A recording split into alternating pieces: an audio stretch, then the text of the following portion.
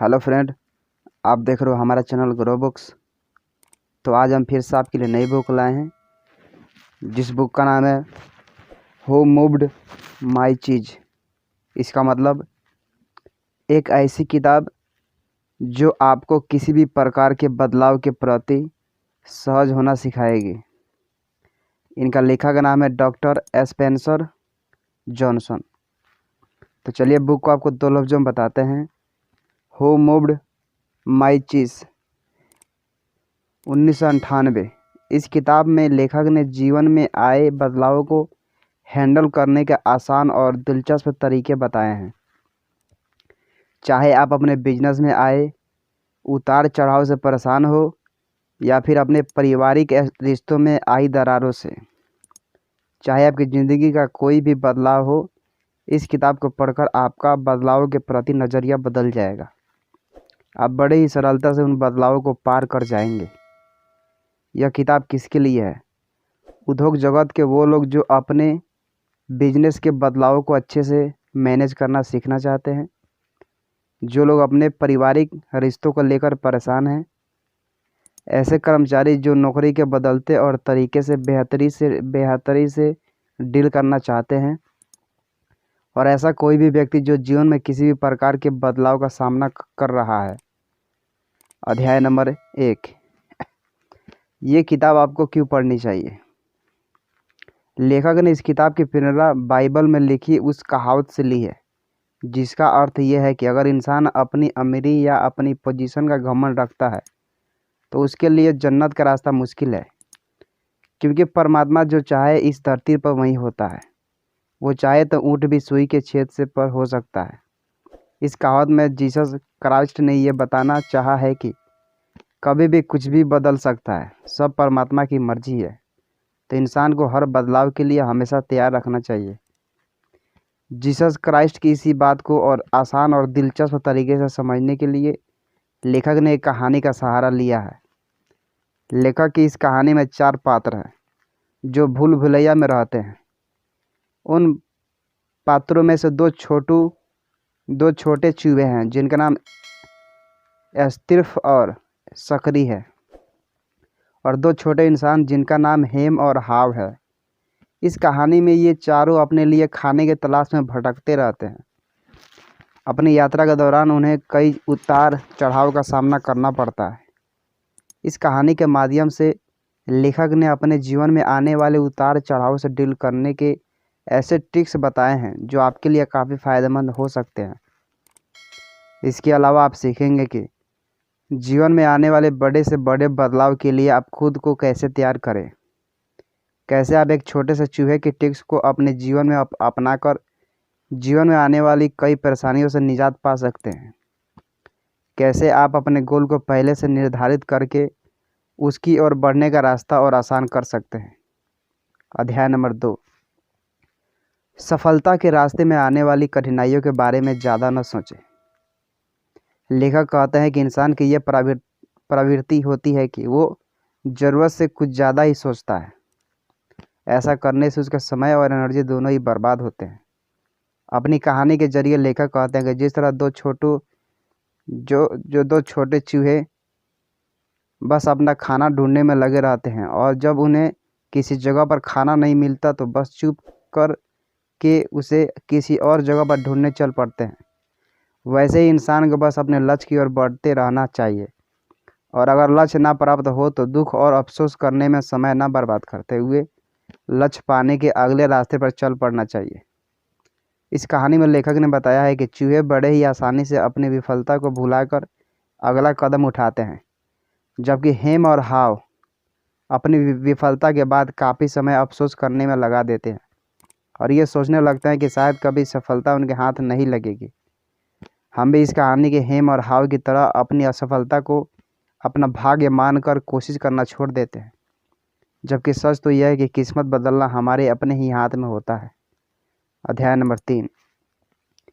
अगर आप सफलता के शिखर पर हैं तो उसका घमंड न करें, क्योंकि सिचुएशन कभी भी बदल सकती है, तो बुरे वक्त के लिए भी तैयार रहें। लेखक कहते हैं कि बदलाव प्रकृति का एक नियम है और वो आज नहीं तो कल आना ही है। तो अगर इंसान के लिए पहले से तैयार रहे तो आगे आने वाले बदलावों और समस्याओं से आसानी से निपट सकता है। लेकिन अक्सर सफलता के नशे में व्यक्ति ये भूल जाता है कि वक्त अभी भी बदल सकता है, जैसे ही हेम और हाव के साथ हुआ। जब उन्हें चीज़ मिला तो उन्हें लगा कि अब ये उनका और इसे उनसे कोई नहीं ले सकता। और फिर अचानक एक सुबह जब वो उठे तो चीज़ गायब था। इसके विपरीत एस्त्रिफ और एस्करी ये समझते थे कि चीज़ उनके हाथों से कभी भी जा सकता है, इसलिए वो उस पर हमेशा नज़र रखते थे। इस घटना के जरिए लेखक बताना चाहते हैं कि हमें भी एस्त्रिफ और एस्करी की तरह सफलता पर घमंड न करते हुए हमेशा चौकन्ना रहना चाहिए, ताकि कहीं हमारे हाथ से हमारी सफलता ना फिसल जाए। अध्याय नंबर 4। अगर आपका ध्यान सिर्फ अपने लक्ष्य पर होगा तो रास्ते में आने वाली बदलाव और कठिनाइयों से आप आसानी से निपट सकते हैं। लेखक की कहानी में जब हमें हेम और हाव चीज़ को ढूंढते हुए भूलभुलैया के सेक्शन सी में पहुंचते हैं तो उसे खाली देखकर उन्हें बहुत निराशा होती है। बहुत भूखे होने के बावजूद भी वे नए रास्ते पर चीज़ खोजने में डरते हैं। ठीक इसी तरह असल ज़िंदगी में भी हम बदलाव से डरते हुए कोई भी नया कदम नहीं उठा पाते। लेकिन जब तक हम अपने कंफर्ट जोन से बाहर नहीं आएंगे, सफलता पाना मुश्किल ही नहीं मुमकिन नहीं होगा। सोचिए कि अगर आपका प्यार आपको अकेला छोड़ गया हो या किसी चोट के कारण आप अपना फेवरेट खेल नहीं खेल पा रहे हो तो आपके जीवन का वो खालीपन भरना बहुत मुश्किल होगा ना। लेकिन यह मुश्किल तभी तक है जब तक हम इसे स्वीकार कर जीवन में आगे नहीं बढ़ते। लेखक की कहानी के अंत में भी हेम ने अपने डर के ऊपर जीत पाने के लिए बस अपनी भूख और चीज़ को प्राप्त करने के लक्ष्य के बारे में सोचना शुरू कर दिया। ऐसा करने से उसे अपने डर को भूलकर चीज़ को पाने के तमन्ना में आगे बढ़ते रहने का साहस मिला।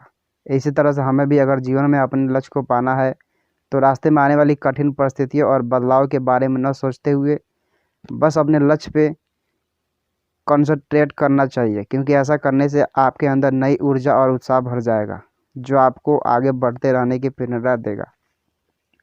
अध्याय नंबर 5। नए रास्ते पर चलने की हिम्मत रखें और देखें सफलता कैसे आपके कदम चूमती है। अपने लक्ष्य को ध्यान में रखकर हाव उसे पाने के लिए आगे बढ़ता गया, जबकि हेम आने वाले खतरों से डरा हुआ भूखा प्यासा वहीं रुका रहा। अपने सफ़र के दौरान हाव को बहुत से नए नए एक्सपीरियंस मिले, जिसने उसके साहस और उत्साह को और भी बढ़ा दिया। और उसे यह एहसास हुआ कि सफ़र पर चलने का डर तब तक ही होता है जब तक हम पहला कदम नहीं उठाते। उसके बाद सब आसान लगने लगता है। इस कहानी के हेम की तरह हम भी जीवन में आने वाली बदलाव से जितना डरते रहेंगे उतनी सफलता की राह हमसे दूर होती जाएगी। इसके विपरीत अगर हम हाव की तरह हिम्मत रखकर पहला कदम उठा लेंगे तो सफलता खुद ब खुद ही आपको मिल जाएगी। अध्याय नंबर 6। इस चीज़ की खोज की रोचक कहानी से मिले लेसन्स को अपने जीवन में इस्तेमाल करके आप अपने लक्ष्य तक पहुंच सकते हैं। तो अब आप सोच रहे होंगे कि इस कहानी को आप अपने बिजनेस और ज़िंदगी में कैसे इस्तेमाल कर सकते हैं। तो बस इतना ही करना है कि अपनी टीम को एस्त्रिफ, सकरी और हेम हाव की इस कहानी को सुनाए, ताकि बदलाव के प्रति उनका नज़रिया बदल जाए और उनकी सोच ज़्यादा रचनात्मक हो जाए, जिससे यकीनन आपकी कंपनी को फ़ायदा होगा। आप अपने एम्प्लाई से पूछें कि वो किस कैरेक्टर के साथ खुद के रिलेट करते हैं। जो आपकी कंपनी के एस्त्रिफ है वो आपके लिए सबसे ज़्यादा फ़ायदेमंद साबित हो सकते हैं, क्योंकि वो मार्केट में आने वाली बदलाव को आसानी से समझकर आपकी कंपनी को फ़ायदा पहुंचा सकते हैं। वहीं दूसरी तरफ जो एम्प्लाई सकरी की तरह हैं वो चीज़ों को समय पर पूरा करने में विश्वास करते हैं। इन एम्प्लॉइज़ को आप एक्शन टेकिंग टीम में रख सकते हैं, जो कि आपके हर काम को पूरा कर आपकी कंपनी की तरक्की में मदद करेंगे। जबकि हेम जैसे लोग आपकी कंपनी में आए बदलाव से डर कर आपका साथ छोड़ सकते हैं। आपको ज़रूरत है अपनी कंपनी के हेम को ढूंढकर उन पे मेहनत कराने की, ताकि वो हाव बनकर किसी भी बदलाव का सामना कर ले। अंत में लेखक कहना चाहते हैं कि हम सबको इस कहानी से ये शिक्षा लेनी चाहिए कि जो आइडिया आज काम कर रहा है ज़रूरी नहीं है कि कल भी करेगा। जो आज अच्छा है ज़रूरी नहीं है कल भी रहेगा। इसलिए हमें हमेशा अपने दिल और दिमाग के दरवाजे को खोलकर अपने आसपास की दुनिया में आए बदलाव के अनुसार ढल जाना चाहिए, नहीं तो हम पीछे छूट जाएंगे और दुनिया आगे निकल जाएगा। इसलिए याद रखिए कि चाहे कोई चीज़ कितनी भी अच्छी हो, हमें हमेशा नई चुनौती और नए नए मौक़ों की तलाश करते रहना चाहिए, क्योंकि वक्त के साथ बदलना बहुत ज़रूरी है। कुल मिलाकर जीवन का अगर कोई सबसे बड़ा सच है तो वो ये है कि बदलाव ईश्वर का एक नियम है और वो होकर रहता है। इसलिए ज़रूरी है कि हम खुद को इतना बुलंद और चौकस बना लें कि जीवन में आने वाले किसी भी बदलाव से हम ना डरे बल्कि उसका सामना करें।